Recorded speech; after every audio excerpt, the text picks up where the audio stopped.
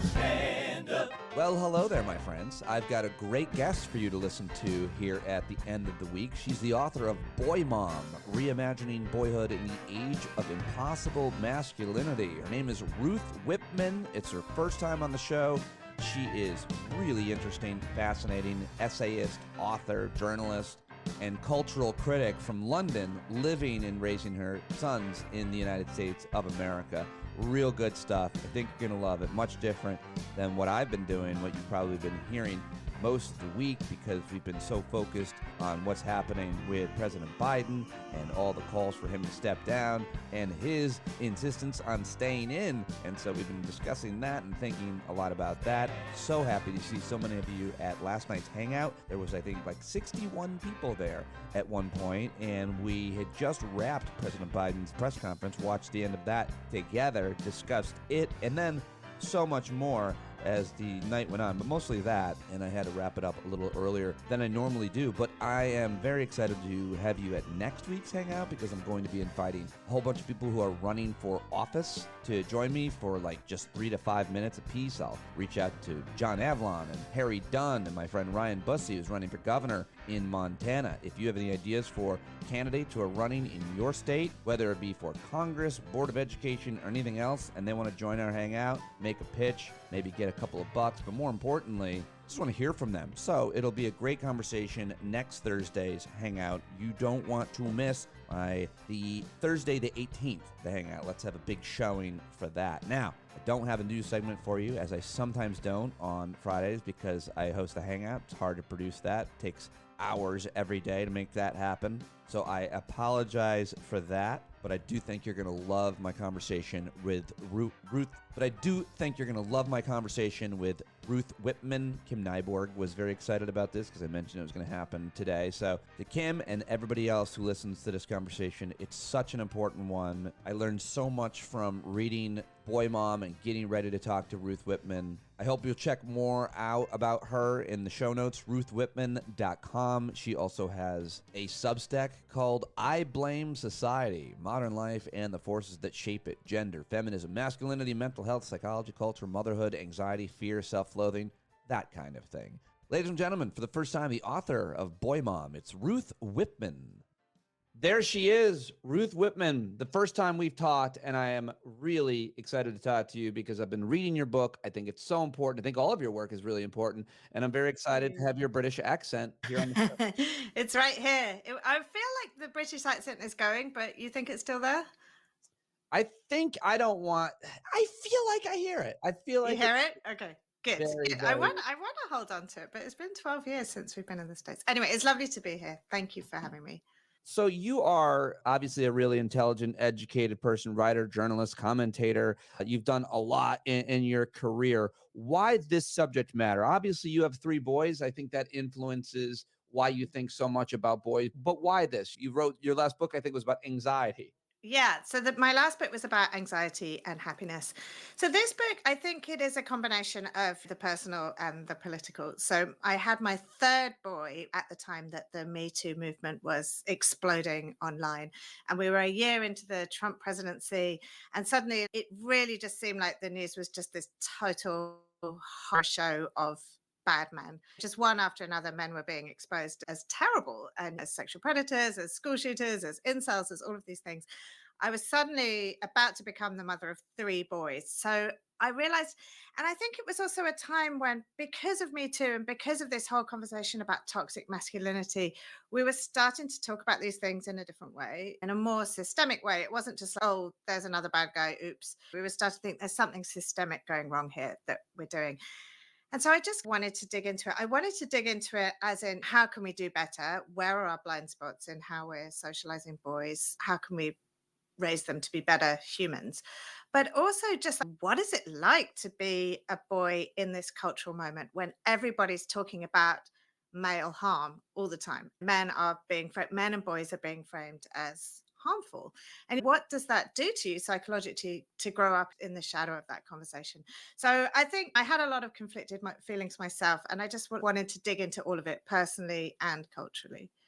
I've learned so much because you did, and you really did you talk to young boys. You talked to a lot of boys, I obviously, did. and you talked to scholars and so on. So that's my next question.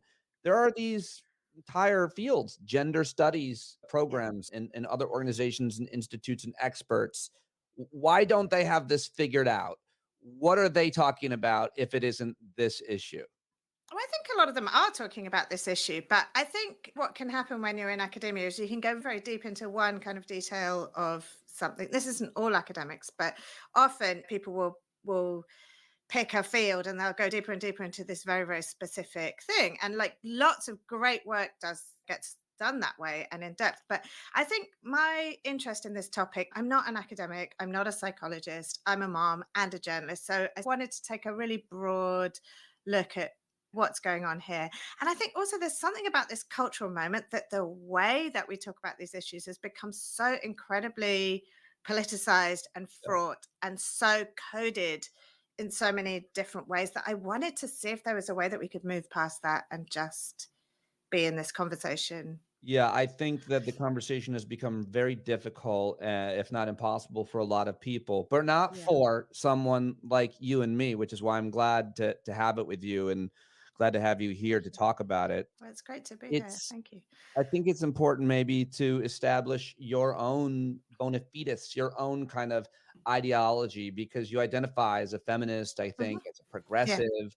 Yeah. But some of the things you talk about here, people might think something different or that you're more conservative on some of these issues or not. Tell me a little bit about how you were raised and what your views are on these issues. Yeah. So I definitely identify as a feminist. I from the progressive left politically. I grew up, my mom was a sort of second wave feminist, the really kind of 1970s, 1980s, quite dogmatic flavor. She was when I was a small girl growing up, I was not allowed to wear pink. I was not allowed to play with Barbies. I was allowed to play with Barbies, but I wasn't allowed to have a Barbie. My grandma secretly bought me one Christmas. But yeah, which looking back now, I think, God, that's such an undermining thing to do as a grandma. At the time, obviously, I was thrilled. Yeah. So I pushed back a little bit when I was a child against that kind of thing. But as an adult, I've always been very much a feminist, somebody who cares about girls and women's issues and rights and all the rest of it. And so I think that was the lens through which I was seeing this whole discussion. But I think what's happened is that somehow in this moment, we have coded the issue of boys and men, the cause of boys and men as a right wing cause. So somehow caring about boys and men has become subtly in our culture. When you see someone talking about that, you think, oh, conservative. Whereas when you see someone talking about the cause of girls and women, you automatically tag that as a progressive cause. And I think that binary, that framing is a mistake. I think it's short sighted. Yeah, it is when you dig into statistics. And so I think that's probably a good place to go now that boys and men are in crisis. And I think sometimes when people hear that, you might think, oh, or who cares? It's not as Right. bad as women, or you Yeah. make it very binary. And it doesn't do anything to change the fact that boys and men are in crisis and Right. that there are some serious issues as to how society is failing boys and men. And we need to address those because if you care about women a lot, then you should care about men and the reasons why they are maybe doing some things or are in certain situations. Yeah. So, how do we approach just talking about or describing what I'm referring to? And maybe you would use, I think you use this language, the crisis. Yeah. So I think that there's a couple of things. There's sort of raw data about what is happening with boys and men at this moment. And it's showing up in this research, in this data, that there are a lot of very real problems. That boys are underachieving at school. They're doing badly compared with female peers at every level of school, from kindergarten through to master's programs and beyond. There's this failure to launch phenomenon that I write about in the book, which is that increasing numbers of boys are just avoiding adulthood altogether and are living with their parents. They're not going to college. They're not finding jobs. They're not finding partners or relationships. They're just opting out of society. And a lot of them are turning to quite toxic political groups. They're moving to the right. They're less likely to be progressive than women and girls, and than even their own fathers and their own grandfathers, which is quite shocking. And boys and men are suffering from really serious mental health problems. They die by suicide nearly 4 times as often as girls and women. But yet their depression is underreported. So we don't see signs of male depression until it's too late. Tragedy strikes.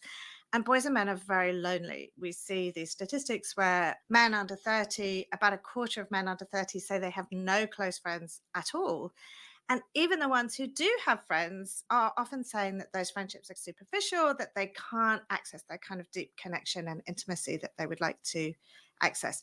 And so, is this a right wing cause in and of itself? I believe no. I believe that there is room to listen to all people. And very rarely is it a zero sum game where there's X amount of dollars that has to go to one or the other and you have to pick. If it's in terms of cultural awareness, do we care about this? I think there's room to care about everything. But also, I think that these problems with boys and men stem from the exact same system that is also harming and oppressing girls and women. This patriarchal system, which gives men privilege in some ways, also harms them. So I think we're all on the same side. We're all trapped in the same system together. We're fighting the same problems. And so it's not a either or thing. Yes, so well said. You talk about it with such nuance and fairness, and that's how you approach it, and that's how I think the book approaches it. And I hope listeners are hearing that. I'm sure that they are. So much of, let me just follow up there. Why is depression so underreported in men and boys? Yeah, it's really for the same reason that men and boys are depressed in the first place, or many of them are depressed and anxious in the first place. It's because they traditionally, boys and men feel like have been socialized to believe they can't admit to weakness or failure, or they can't talk about their emotions, they can't be honest about them. So when they're doing surveys and they ask people in whatever format, are you depressed, are you anxious, men tend to say, no, I'm fine, which is just what they say in real life, and they don't seek help till it gets to the point where it's so far along that they can't do anything about it, and then tragedy strikes. And so male suicide rates are significantly higher than female suicide rates. So I feel like a lot of what you're writing and what you're saying is about how we talk and how we treat each other. It's not necessarily something we can answer through policy, although you do talk about some different policies and ideas that could work. But how do we change culture? You've been writing about this your Yeah. whole career. I think the book goes a long way to try. How is talking to our kids so important and treating them so Yeah. differently important, if not laws, rules, policies? Yeah, so I think what you're talking about is culture change, and culture change is slow. It happens in many different areas. It happens in the home, it happens in the kind of conversations we have with our friends, with our families, and it happens in the kind of conversations we have in the media and what people are writing about. And this stuff takes time. It'd be very tempting to be like, here's my 5 tips for raising a perfect feminist son. I am realistic about this. These things are really slow to happen. But we can see in the way that we've raised girls that significant culture change has happened in the period of time. Since I was a child, things that were very normal, that were utterly sexist and terrible, that used to be completely that nobody questioned and you were criticized for questioning, now are not acceptable at all. And now girls in general, even quite young girls, have a really good vocabulary for talking about sexism, for talking about patriarchy. Even the Barbie movies talking about patriarchy and the harms of patriarchy for women and for girls. And so I believe that we can do the same work for boys. I believe that culture change is possible. I believe that boys and men are ready for it. I believe that society is ready for it. And we're starting to have those conversations. But the way we change the culture is by changing the culture, by having these conversations, by doing it, by looking at our blind spots, by examining it, by thinking critically about the ways that we behave.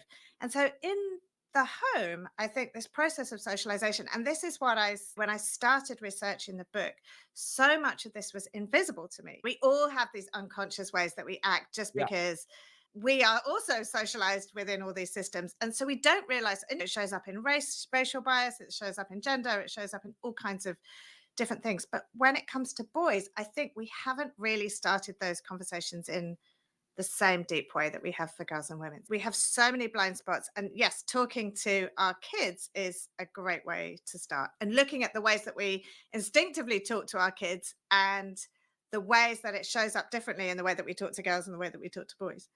Yes, the way that we talk. You have a great anecdote about sweetheart versus buddy that would Oh, be yeah. buddy. Yeah.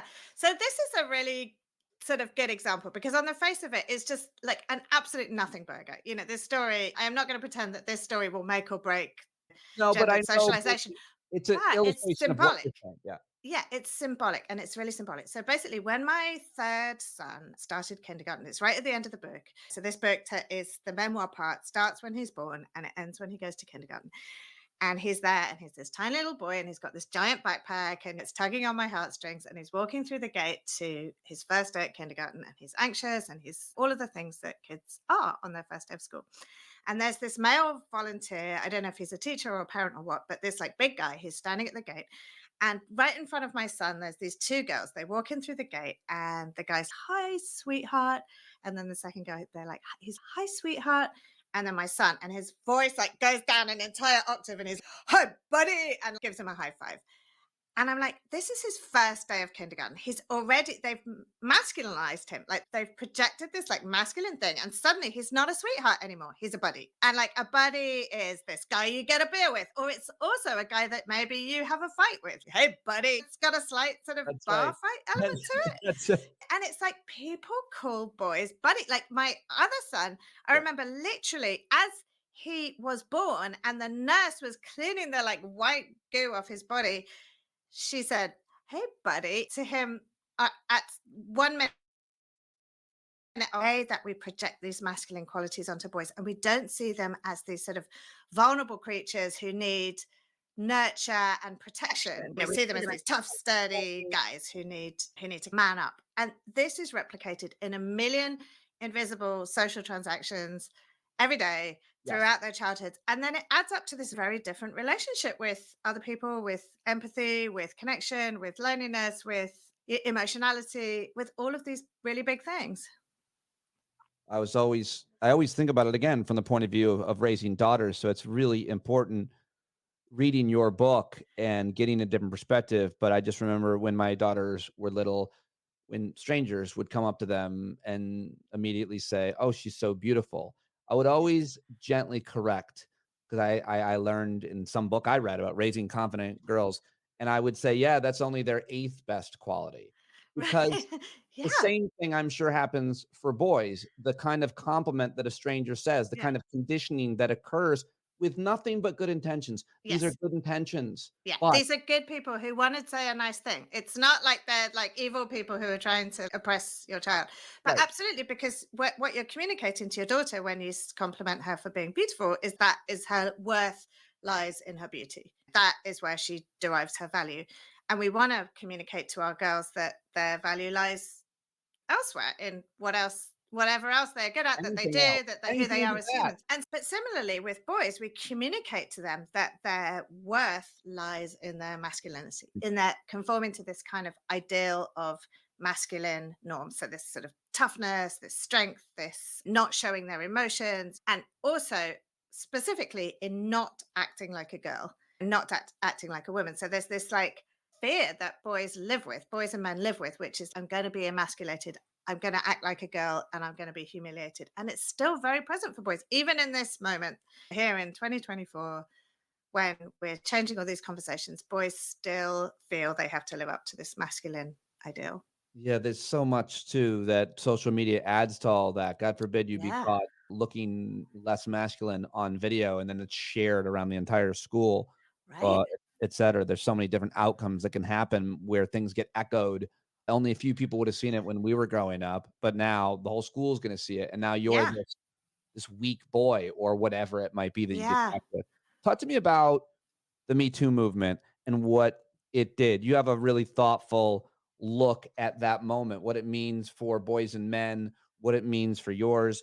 I remember being on TV during that moment. You talk a lot about Harvey Weinstein. I talk a lot about Brett Kavanaugh's confirmation yeah, hearings because I covered them. And I remember being asked, what can men do? And I said the only thing, Ruth, that seemed appropriate on that panel, much less on TV, I was like, listen, we should listen right now. yeah.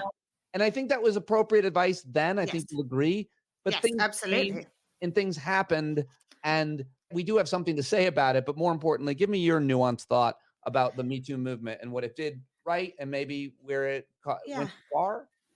So I think this is a really complicated issue. And I will urge people to read the actual book because I think that we can get very caught in the weeds on a podcast and people will hear like one sentence and be like, she thinks this. And actually, I think this is very complicated. So I think when the Me Too movement happened, as a feminist, I was really thrilled. And I felt that we were able to name this systemic problem and women had a voice in a way that they hadn't before. I grew up very much in the era of put up with it. Sexual harassment is part of your job, putting up with it, not doing it. And I worked in big organizations. It was very normal for low level sexual harassment to happen all the time. Men, there was no way to call it out. And suddenly, here was this voice that women had. And we were talking about gender and power in this whole new way. And it was incredibly important. And I'm very glad that it happened. But I think for this like micro generation of boys who were going through puberty when Me Too happened, 2017. They're now of voting age, they're now of college age. And so they've spent their entire adolescence like in the shadow of this conversation, this cultural conversation about of which the banner headline is toxic masculinity. And I think that phrase was very useful in the moment to call out a particular type of male behavior. But I think it's been quite psychologically difficult and in many ways unhealthy for this sort of small generation of boys to grow up with their entire sexuality framed in this way, in the shadow of this wider conversation in which they are labeled as harmful and in which it should have been this opportunity for us to throw out all these gender norms and to try and look at the harms of patriarchy for everybody and the ways that all genders have been oppressed. Understandably, at that moment, what we wanted to do was to like foreground women's issues, and that was the right thing to do. But I think what's happened is that boys and men are feeling very shut down. The idea that they are still operating under those kind of old pressures from the old school masculinity pressures, which is don't talk about your feelings, man up, be a man, be aggressive, be dominant. But yet now they have this entire new set of pressures, which is shut up, you're so privileged, it's not time for you to speak, or it's your turn to listen. Everybody else who's more marginalized, it's their turn to speak, which is comes from a good place and there's a reason for it. But at the same time, if you're a boy, you're essentially saying this to a child that I think so. I think boys are feeling shut down from all sides. And you say you think, but you interviewed a lot of Yes, boys and you interviewed a lot of I did. scholars. So there's Yes, data behind it. I wanted to ask yes, you about your conversations with yes. incels, the involuntary celibates, your entrance Yeah, into the manosphere. You went into the manosphere. You lived in the manosphere. I How long? lived in the Never manosphere. entered the manosphere. I really haven't. And we're talking about the kind of online culture that certainly can be Yeah, done in real life, but I've not delved much into that. Like I've just learned about this guy Andrew Tate and stuff. It's yeah. not my thing. I need to learn, but I think I'm afraid to go over there. Yeah, I think if you can avoid it, stay away because it's a pretty toxic space. So basically, the manosphere refers to this kind of not affiliated, but just all of the sort of men's rights, men's masculinity influences, all of these sort of men's groups that hang out on the internet. And they kind of range from these masculinity influencers who are like, I can teach you to be more masculine and to be an alpha male, to the kind of dating coach, pickup artist type people, and then the sort of alt-right spaces, and then the incels. They, if your listeners don't know this group, they're incel stands for involuntary celibates. So they're these guys who can't have sex, they can't have girlfriends for whatever reason. They believe that they're unattractive and they're very hopeless. And they have joined these online groups, these online servers where they get together and they can be extremely misogynistic spaces at their very fringes. So the most of them are not violent. Most of these guys are actually just very depressed rather than violent. But there is a violent fringe to this movement, and they have been associated with many mass shootings and mass killings. School shootings are often done by these either incel men or boys or like incel adjacent guys who've been on these sort of message Yeah. boards. Yeah. And they are some very toxic spaces in many ways. But spending time with so I for as my research for Boy Mom, the sort of incels were the like furthest. I talked to lots of many regular boys who are living very regular lives and were not incels or involved in anything like that at all. And I spoke to some of these self-identified incels. And what was really shocking to me actually was that I saw more similarities and more common ground between the so-called regular boys and the incels than I had expected to see. And that was worrying.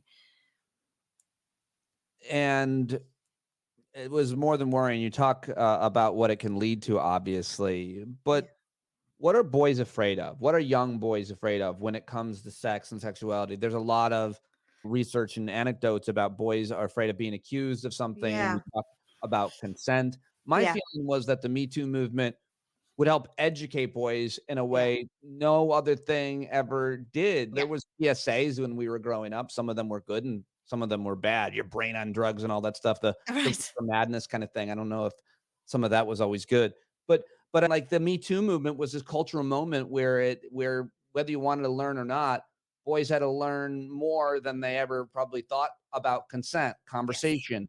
I'm sure Yeah. every college orientation has improv and Yeah. role playing, and you learn Yeah. about all this stuff. To me, Yeah. that all sounded pretty good. What am I Yeah, missing? which it is. It's been incredibly important that we've had these conversations, that we've been able to talk about consent in these meaningful ways, and not just consent as this binary, as in, am I forcing somebody to have sex with me or not? Consent is this spectrum of very complex relational interactions where you're reading other people's signals, that you're not pressuring people. It can show up in all of these very murky ways. So I think it's been great. And I think this generation of boys, as you say, has had a better education in consent than any generation of boys or men ever before. And that's been really important.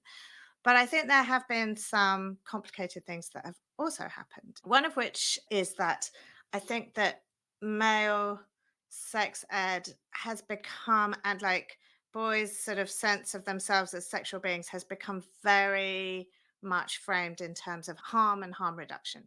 So while we're getting a better dialogue talking to girls and young women about pleasure and joy and connection and relationships, I think that sex ed for boys has taken on this slight flavor of just don't rape anyone, and that's that. Just essentially you are just this kind of predator in waiting, and the best we can do is to just stop that from happening. And it's very hard to have a conversation which is about joy, about pleasure, about, there could be anything fun or joyful in this. And I think there was this one expert, a lawyer that I spoke to, who's very much from the left and has been very involved in the consent conversation, but she's believes that we have made the conversation about sex and consent so fraught for young people. It's just become this place of utter fear and terror.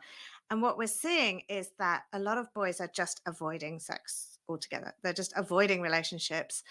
And this is happening at a time when it's never been easier to look at porn online, at a time when real world sex has become incredibly fraught and scary for them, and porn has become incredibly easy and convenient. Boys are increasingly retreating away from real world relationships. And we're seeing that in the data. And I'm hearing this in interviews with boys. A lot of people are telling me this.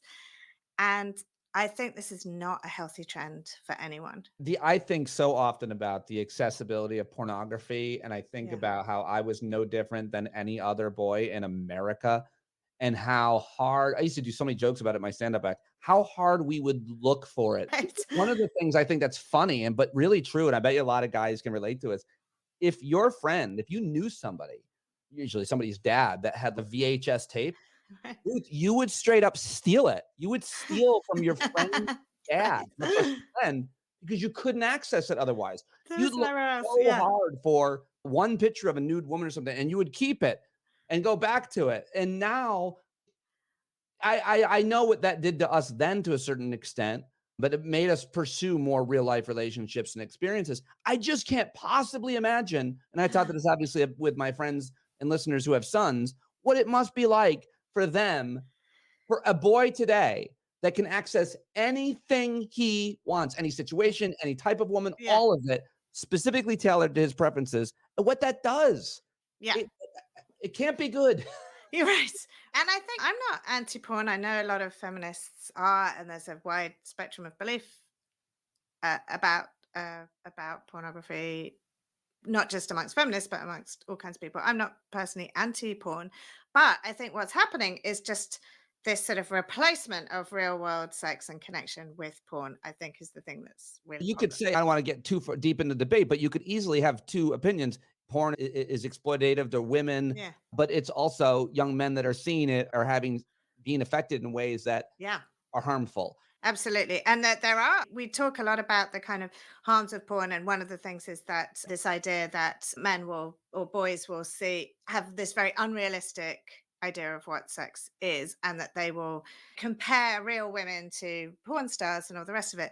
I'm not sure about the unrealistic thing. I think boys can boys aren't stupid, and they know this isn't real. I think in the same way that they can watch a Marvel movie and that is not a real person and a real story. I don't think that boys are actually getting confused between fantasy and reality, but I think it is giving a lot of boys a lot of body image issues. I think it's giving them a lot of feelings of insecurity. It's giving them a lot of strange ideas about female pleasure, about there's all these different types of sex that have become very normalized: rough, violent sex, choking, strangulation, these kinds of things that I think porn has The only contributed thing I've heavily to. heard the only thing I've heard about it, I guess, from older women now, in conversations I've had, is that men and boys, they don't know about the buildup, about foreplay, because you press Right. play and the two people are having sex. There's not usually, or if there is, Yeah. it's not included or whatever. And I wonder what that does, because Yeah. one of the best parts about real sex is that part of it. Obviously, the The buildup, I think. anticipation. Yeah. Any sex can be good or bad or whatever, but not having that. Let me just move on to something different Yeah. before I let you go, which I think is really super important. Talk about sex and sexuality, sex and sexism, which you have a chapter about. But I do think a lot about, for men and boys, the loneliness epidemic you touched Yeah. on. Yeah. And it's sometimes hard to think that it's worse now than it used to be. Loneliness, that is, because if you were marginalized as a boy or girl, you didn't have any friends. You couldn't make connections for any number of reasons. You only had the people in your community. Yeah. And now, no matter what you're into, skateboarding, Dungeons and Dragons, Yeah. stuffed animals, nature, you can find thousands of people on all kinds of platforms, and you can Yeah. connect with them so Yeah. that you don't feel lonely and you don't feel marginalized. Isn't that better now? But it seems like it's actually not. So I think there's give and take. So yeah, when we talk about screen time, I think it's very easy to get into the sense of like screen time is bad. And of course it's not all bad. It's very complex and it's both good and bad. So you're absolutely right that there are groups who can access connection that never would have been able to in previous times. And also marginalized groups, LGBTQ kids, kids with mental health problems, neurodivergent kids, all of these kids are finding community online. So there's many positive things that have come out of the digital age when it comes to connection. But this like trend, this downturn in real world socializing is very real. It shows up in the data and it's especially real for boys. So girls are on screens a lot and they have phones and people are worried about it and all of that. But the trend in the data is not showing that they are replacing real world. They are still managing to socialize in real life in ways that boys are not. And I hear this anecdotally all the time from people as well. And a lot of the boys themselves, when I went to interview these guys, I thought they would say to me, "Oh, no, that's just the way I like it. I just want to be online. It's better to be, these online friendships are just as good as the real world stuff." And I'd expected, I'm just this dinosaur who Mhm. doesn't know what it's like. But actually, that's not what they were saying at all. They were all craving this real world connection. They were all feeling incredibly lonely and wanting more, wanting different, and just not knowing how to access it. And what ends up happening is it's not just, doesn't just become an individual problem anymore. It becomes this like community problem where the structures of socializing are breaking down. So there's nowhere for them to go and hang out. There's no, like this guy that I interviewed, he was like on Discord all the time, many hours a day. And he's, I want to go to parties. I want to meet people in real life. He wanted to meet women in real life. He wanted to meet, or girls, I guess he was 16. He wanted to hang out with friends. And he's, I don't know how to do it. There's no parties. No one's having parties. No one's doing, no one's social. Where do you go? And I remember when I was a kid, there were several places where there'd just be groups of teenagers just hanging out. And I think that culture is breaking down, I would and imagine that especially would for be in boys. like pubs and alleys in London. Yeah, alleys. There's a lot of, yeah. There was always like a group of these like corner shops, we used to call them, and there was always like a group of people hanging out outside the corner shop, hoping that someone would look old enough to buy alcohol. That That's was the, hilarious. yeah, Finally, solutions you talk about at the end yeah, of the book. Leave us on a hopeful, good inspired note, if you would like, Ruth. I know we have a long way to go, and I think we're at yeah, the beginning of this subject, and yours, along with others, that are publishing books and talking about it. So important. But there are some ideas that you have that you think would be helpful.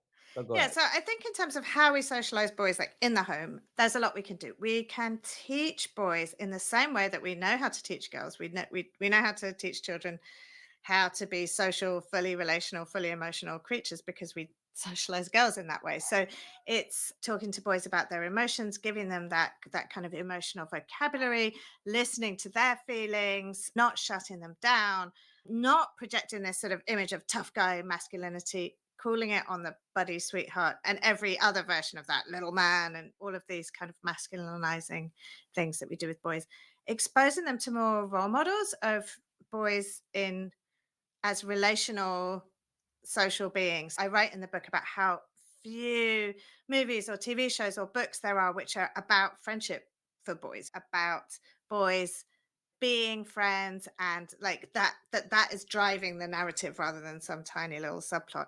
So finding those and exposing boys to them and talking to them about these things, and also just like naming the problem. I think that we talked earlier about how with girls, we've done a good job of giving girls a vocabulary for their experience of sexism, giving them ways to talk about it, giving them the kind of critical thinking skills to spot these things and to call them out. We haven't done the same for boys. So I think if we just can name the problem when we see it and talk about it and continue to have these conversations, then I think that will go a long way.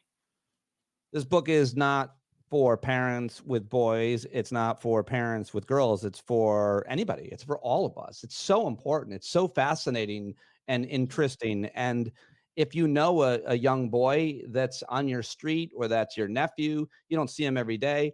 There's all kinds of nuggets in here about how to relate to them and how to talk to them. It's for everybody. I hope everybody gets it and reads it. I've learned so much. I can't wait to talk to you again, Ruth. Thank you so much for joining me. Thank you so much. It's been a real pleasure. Well, there you go. Ruth Whippman. I hope you'll go get Boy Mom. I hope you'll subscribe to her Substack, I Blame Society, at Ruth Whippman. And all of that is in the show notes for today's show, as every day's is. And I can't do it without your support. Thank you, Bumblebees. I know you support me so much, and I'm so grateful for it. In case you didn't know, Bumblebee is somebody who listens all the way at the end of the show. That's why I say it here. But go to patreon.com/PeteDominic and upgrade your subscription or sign up now, as well as subscribe to me on all the social medias. On the TikToks, I'm there, Pete.Dominic, as well as YouTube, Instagram. I'm on every platform because you have to be, not because I want to be, but if you're doing independent media, Joe Biden is reported at the end of the show. Have a great weekend, and I'll talk to you Monday, if not sooner. John Carroll taking us out as he does every day. I think your driving wheels been leaking grease. Boy, you better stand up. Stand up. Well, there's a whole lot more of us who know what's right. They'll keep right on ignoring us if we keep sitting tight. You got to open up the window to let in some light. You gotta stand up. That's right. You got to rise up. You got to stand up. You got to stare the devil straight in the eye. We got to let him know it's his turn to go. See it clear when all you hear is a lie. Don't get up off of your butt, get down off of your fence. Even if it ain't a very friendly audience, well, they'll begin to listen when you start making sense and you stand up. Stand up. No need to point your rifle to defend your town. Just stand up. Stand up. You know they can't deny you what you're laying down. Boy, you better stand up. Stand up. Show your face of every color, yellow, black, red, and brown. She's the place where every lost child will finally be found. There's only one thing to do before we stand our ground, and that's stand up. Stand up. Well, the founding fathers saw a land for all. They had to stand up. They had to stand up. They had a keen imagination for a crystal ball, drawing all the plans of stand up. But all they had to go on was the time they were in, with other causes for laws, and since they weren't even sin, they knew that change was gonna come before the change could begin. They had to stand up. All right, they had to stand up. We got to stand up. We got to look the devil square in the eye. We got to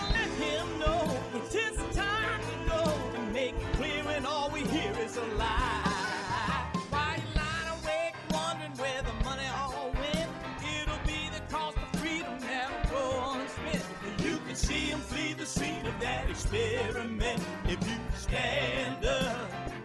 All right, we got to speak up, we got to reach up and raise your voice in every way you know how. Don't be toes up, you got to show up. Ain't no better time to do it but now. No need to pledge allegiance to no wanton tribe. Rise up, show obedience to the voice inside, and listen well and hear